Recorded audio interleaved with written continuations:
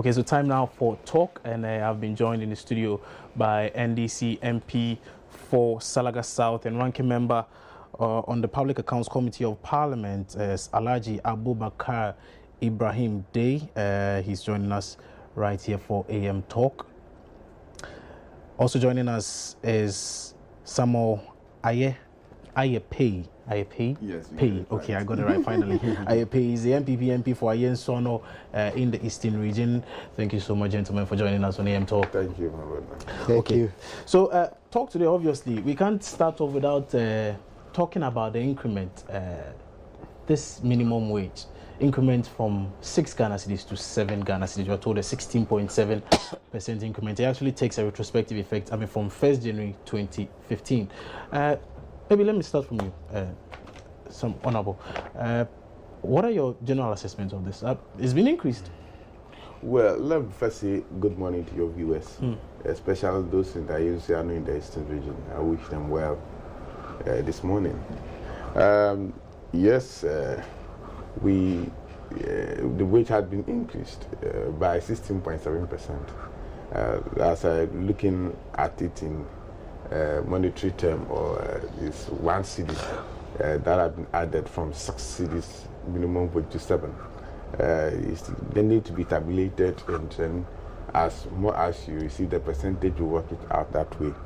But there are factors that need to be considered when such increments are being done. One of the main factors are the inflation rates. What inflation has affected the prices of the prices of the commodity on the market. Transport fares being determined by the fuel prices and other things that goes in like spare parts and the nature of the road. The factors are many. So if you consider all these factors, then you end up saying that the 1% increase is not enough. It's actually 16.7%. One cedi, that is 16.7. That is 1 Ghana cedi addition. That makes it 16.7 is not enough. That is what the ordinary Ghanaian on the street or the worker will tell you. Because they go to market, they see how inflation has affected most of the commodities we have on the market. So if you ask me, I would say no. Workers were expecting more than that. We heard the concerned teachers were speaking this morning, and they were expecting anything not less than 25% increase in the minimum wage. And 16.7% definitely is not the 25% minimum that we're expecting. So we end up to see that it's not enough. But there are other factors also that this government, to me, I would say they have not been fair to the ordinary worker on the street. Before the government came, we had something we call COLA. That is cost of living allowance that were being paid to workers.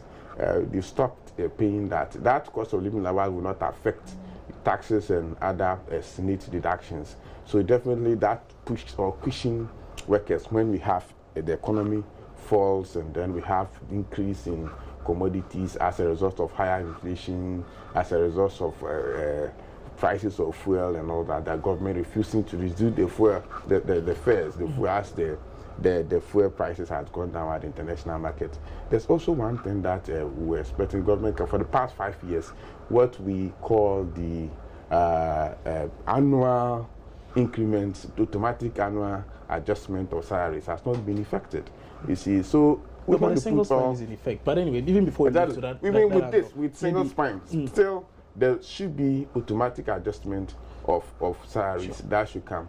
And if all these things are not done, and for the 5 years you haven't done this, and then you look at the 16.7% increase as a gain, you think it's not enough? It's woefully inadequate. Alhaji Abubakar, he says it's not enough. Do you agree with that? I mean, you're also a Ghanaian. Obviously, maybe you're not on the minimum wage, but government is not the only employer. Not enough. Anyway, first, greetings to your various viewers, and greetings to my people from Salaga, both Salaga South and the Salaga North constituencies. And this government is not the only employer. There are other employers, the private sector and etc. Of course, in our jurisdiction, government may be the largest employer as compared to other employers in the private sector or something like that. You might remember that even when this was announced, the Private Employers Association are saying that they couldn't even pay. I'm sure if you look at it, they're saying that yes, they couldn't even pay. The system. I'm just trying to tell you, if you say there is not even article, so you look at both the employer's position and the employee's position. That is why they have to go to negotiation to look at it and go on. So because you're saying the employers, most of the private employees are saying they can't pay the amount. I'm saying yes. Is enough? Is okay? No, I'm not saying it's enough. It can never be enough. Even they give you 100 million, 100%, it can never be enough. I mean, excuse me, unless you learn to do this, you can never have enough anywhere in the world, whatever is going on. That is what we call the word negotiation. And when you negotiate, you come to agreement. And since this one has been signed by their representatives and everything, we think it that in the given circumstances, that's the most appropriate. Listen to the word I use, the most appropriate that can be given and go on. And I think all of them are satisfied. Because not only what you will receive, the ability to pay is also important on the part of the employer. And they have to look at it. In any case, you cannot spoil the whatever organization you are. The organization must grow and go on. So you look at it, once productivity increase and there's more generation of revenue, naturally the salary will increase and go on. So in these circumstances, this is the most appropriate I think they have come to. And I think workers will have to learn, or will all have to learn to do with it and go on. 16.5, so in terms of percentage, it's higher. Because in most circumstances, you will not get salary go beyond 15% or 5%. Most employers will allow to increase it 5% to 6%. So 16.7%, I think, is appropriate in these given circumstances. No, to the ordinary Ghanaian on the street, I mean, you tell him, okay, yes, I've increased the minimum wage by 1 Ghana cedi. You see, look at 1 Ghana cedi. That is one. That is daily. If you want to take the multiplier effect and go on, it multiply and become big. That's 21 Ghana cedis. That's the multiplier effect. If you take the number of employees, you take the number of days and go on, it becomes big. You're only looking at it in just one circumstances and going on. You get what I'm saying? And you're looking at only one employer. You look at the number of total employees, you look at the number of total days, multiply and go on. That's a huge amount of the revenue, the cost of revenue, I mean annually or monthly and this and going on. So don't look at it and say that, well, that's why it's good to use the percentage, 16.7%. So you think government couldn't have gone further? Would it have affected our wage bill in any way? Looking at what has happened and look at the circumstances that when you read it, you realize that already the tax revenue to wages is around 70%. We need to bring it down to acceptable level. You get the point I'm going on. Because well in the international it's around 35% and we are doing almost 70%. Right around it's around 57%. It is coming down. Because when we peel the SSF, the single spine, it bloated the wage revenue to go as big down. And now that all arrears and all the people have been migrated and go on, the wage is being now stabilized. And when you stabilize it now this increment has to be marginal and go on till it's commensurated with productivity and the revenue generated. And I think it is appropriate. Okay. I use the word appropriate, please. It's appropriate. Yes. Anyway. Yes. Because when you talk of enough, nothing has ever been enough in this world. We look at appropriate conditions. He thinks it's appropriate enough. I mean, when you look at the 16% or 1 Ghana cedi per day, then definitely that is the way you talk. I'm looking at factors that goes into it and the changes that had happened within this period that we have had this increment, and look at the expenditure that the ordinary worker on the street is going to make as compared to what increase that they are having now. You look at 16%, as you put it, or it's okay, the increment has always been between 5, 10, 15, and 20%. Yes, but when the increment was 5% previously, we look at the factors, as I said, the inflation rate, we look at the cost of living as in terms of the dollar that are the determining factor.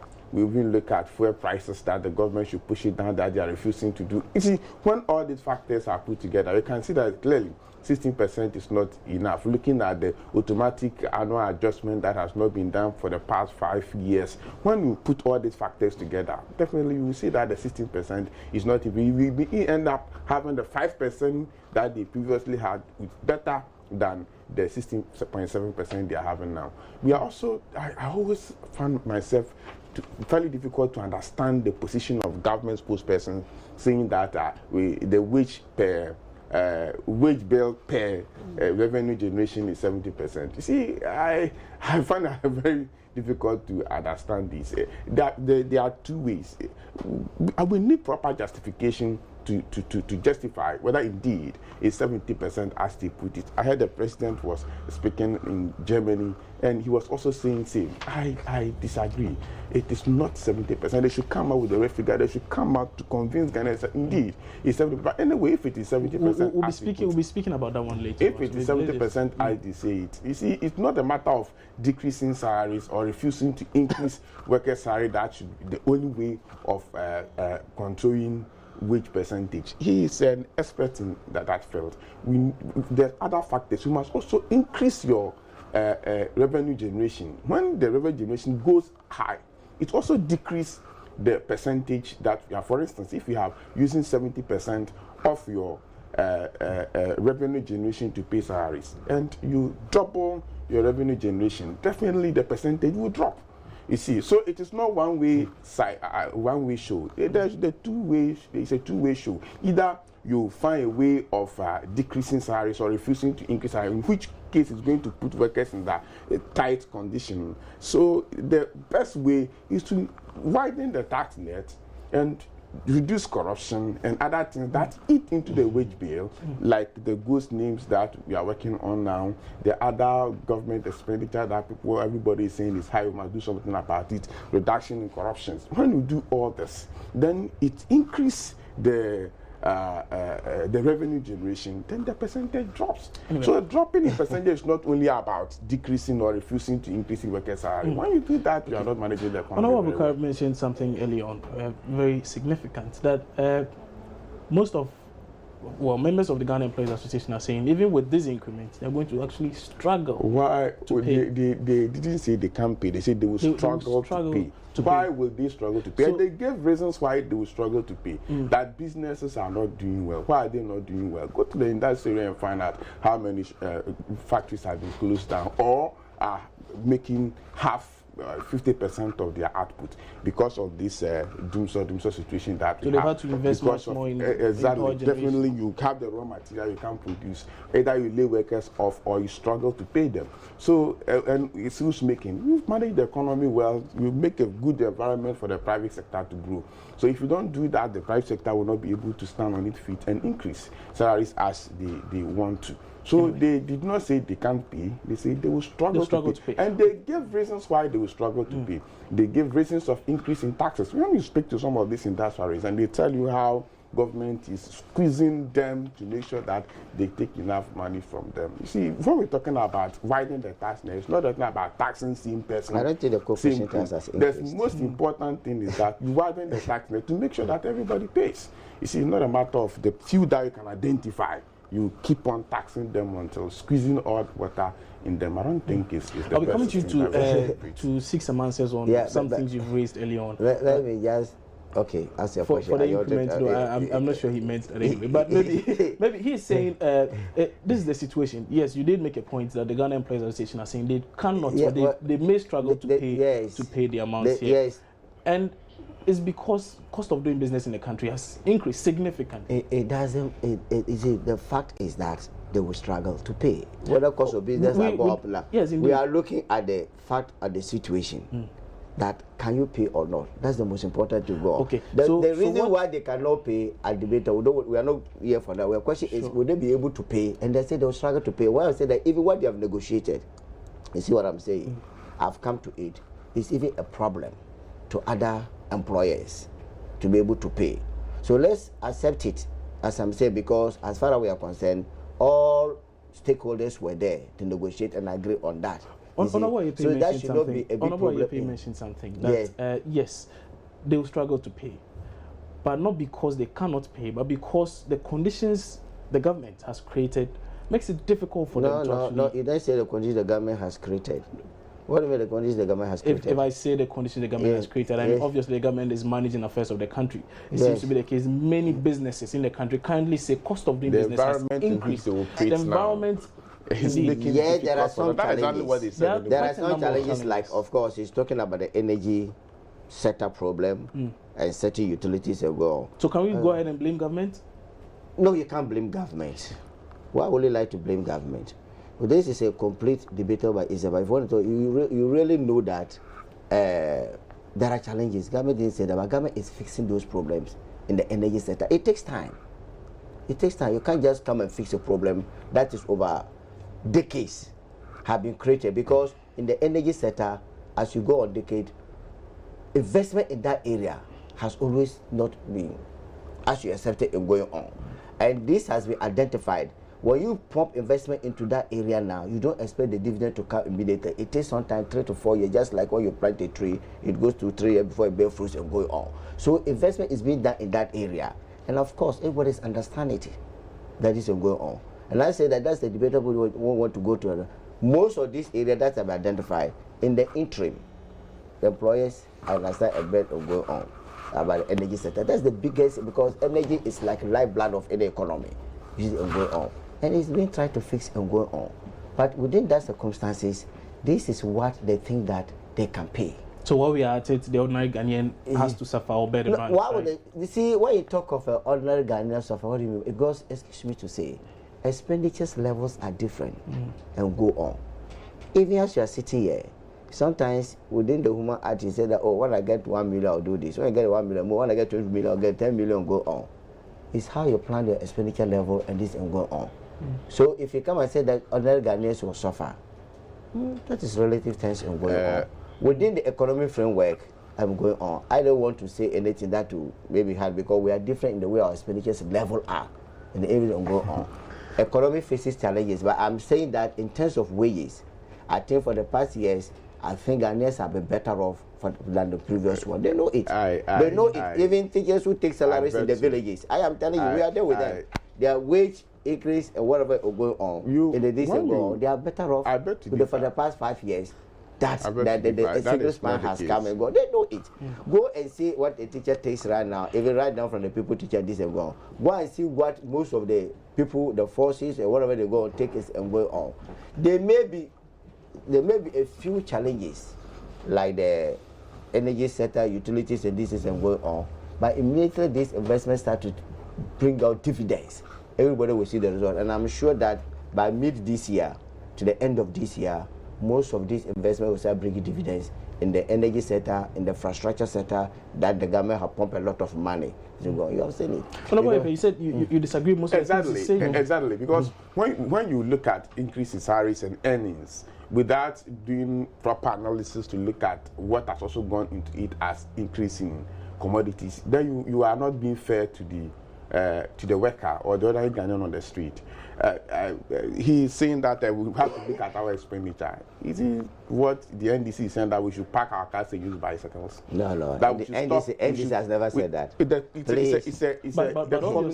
NDC has never said that. Let's correct that on the record. And NDC would never say that. NDC would never say such a responsible statement. Park our cars and use bicycles. But the truth of the matter is, and he speaks for the NDC. Yes, NDC has never said that. Is that if you cannot, obviously you cannot live above your means. Yes, so cannot live above your means. I'm trying to make a point. Nobody wants to live above. Yeah, but the NDC has never said that. Will never say such a responsible statement. We look at your income and spend accordingly. But what I'm saying is this: everywhere in the world, he's talking about that people increase earnings have gone up without looking at when they came to power. Exactly. I can't remember in 2008 when I was campaigning. Anytime I go to the constituency, I buy bags of rice for my sister to cook for the campaign team, and I was buying it at 36 Ghana cedis. Today, that same bag of rice is 150 Ghana cedis. So you must match these things. Look at your bills. Try to get 2008 electricity bill and compare it to today's bill, and then you see that we are not having corresponding increase in earnings. So when you say that those are the villages are clapping and they are saying that yes, indeed, they have had figures. No, look at the figure. I say at least you see a teacher Very good. Exactly. Yes. You look at the figure as it is, you'll be happy. But when you go into spending that same figure, you will be sad because this Christmas, look at the fowl. How much? What? From years back, it was 5 cedis, 6 cedis. You get a fowl. Today it's 20 cedis, 25 Ghana cedis, 30 Ghana cedis before you can even get a fowl. So we look at all this. We have never had prices stay. Yes. Prices That is my worry anyway. You see, that when you promise better Ghana agenda and people are talking that we are not getting better, then say go and look at Kwame Nkrumah these things we're not getting better. No, but you promise better Ghana. So we must look at let's come to compared to increase in electricity bill, increase in water bill, the food on market, and so many things have gone up. Of which transport fares, just compare it and see fuel prices. You see, so you don't say that single spine has made the workers happy. Who told you they are happy? If you listen to them, they are not. They are simple not happy. The workers are not they happy are looking at the content. Yes, it's high. By comparing, try to spend it and see how much you spend a day. I want us to look at this particular one now. Let's look at this situation. Let's drift back to the main issue, which is the Ghana Employees Association saying they may have to struggle to meet up to this particular demand, to pay these amounts. Now, my question is, what does this mean for some of us, apart from being members of parliament, we also are employers. We employ people. I know he is an employer. I'm an employer. I have my own business and I'm managing. How much do you pay your workers? Well, I will not be able to say that. Obviously, you can give us a range. Definitely, I can't pay anything less than the minimum wage. So you don't pay anyone below the minimum wage? Of course, actually, looking at the type of business that I will pay, it's not even possible. Is it not the case that people are being paid below the minimum wage in Ghana? But that is illegal. It's illegal. People are it depends. Somebody may call it allowance. Somebody may decide that I'm just giving them a token allowance. I'm not paying them salaries. Actually. And I'm not a lawyer. He may be able to get away with the law by saying that, I'm paying. For example, if you take the minimum wage of 30 working days, that is 210 Ghana cedis. Of 22 working days or 24, that would be around 180 or 190 Ghana cedis. So if somebody decide that at Joy FM decide to take some casual workers, our employees, and then decide I'll give them 100 Ghana cedis as a The fact is that when you start paying them, so paying the social security and that, it will be the taxes, it will be deducted. Yes. So normally what they do is that this is not salary, it's just an allowance. Allowances. What they do?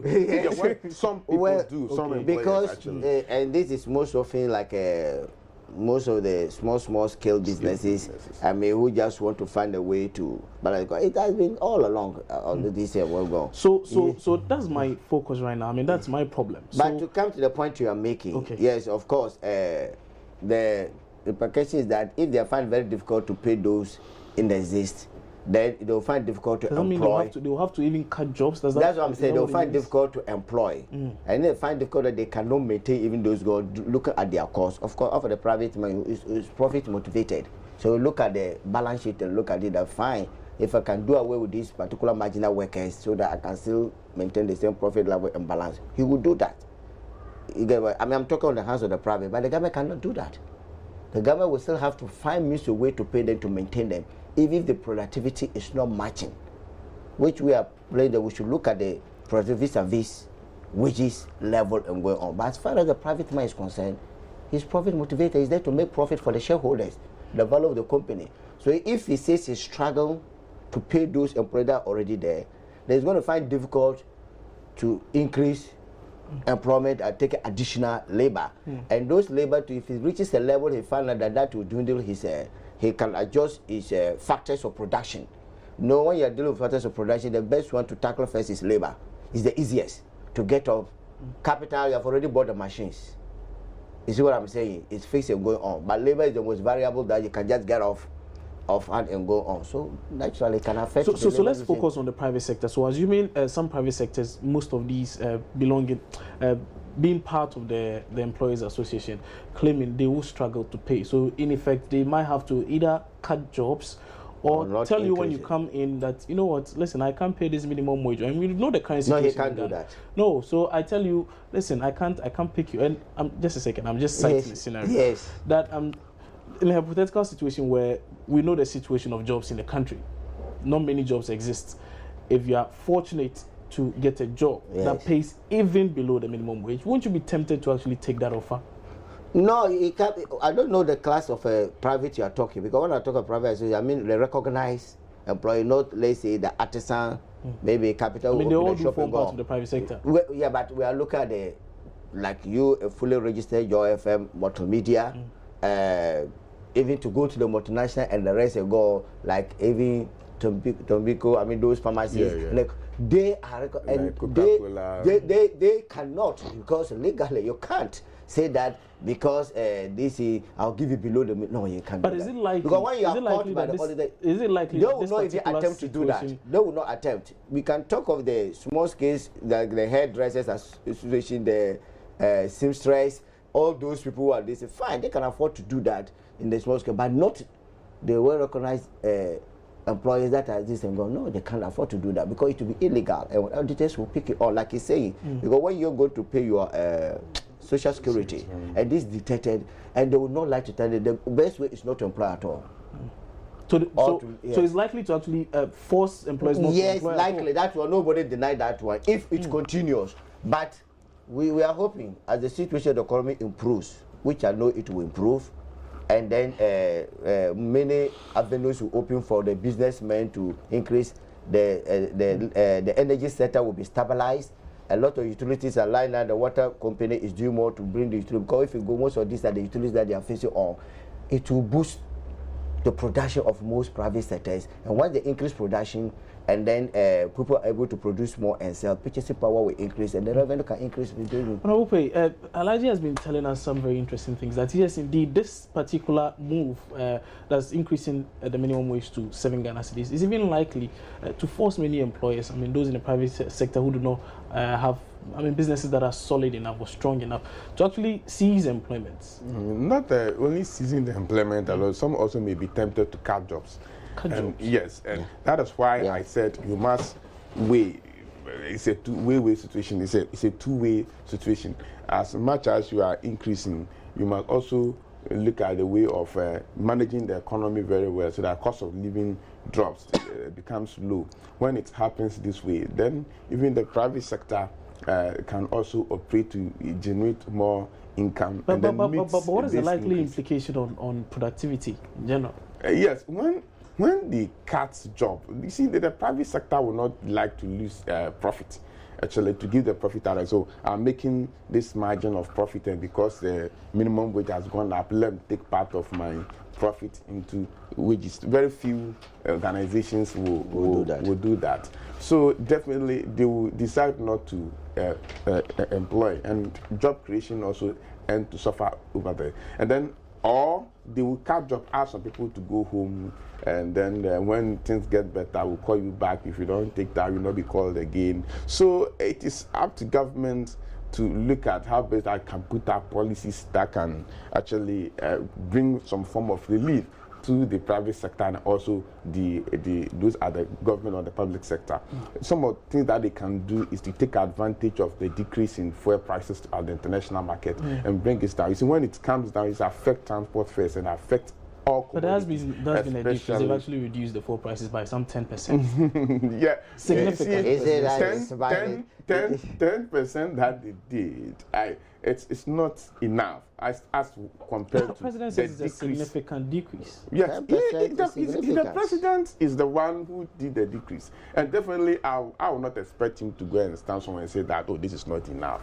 Definitely he will try to blow his own trumpet. But the most important thing is that the person suffering, and also try to compare to the previous world market per export price, and see whether we've done enough or we've been fair to Ghanaians. I checked this morning, but I think it's just about $49 or so. When it was around 147, it's $147 per barrel.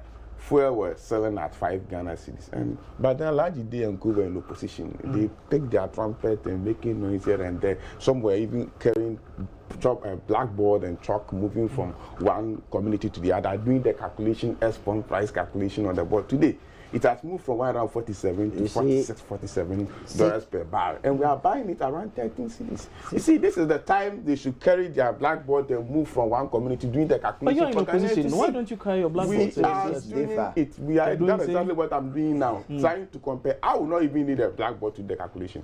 All what I will need is to go back to my ratio and proportion that I did in class 4, P4, ratio and proportion. If 147 is equal to 5 Ghana cedis, then what is 47? If less, more divide. If more, less divide. Simple calculation. In reality, don't do this sort of mathematics.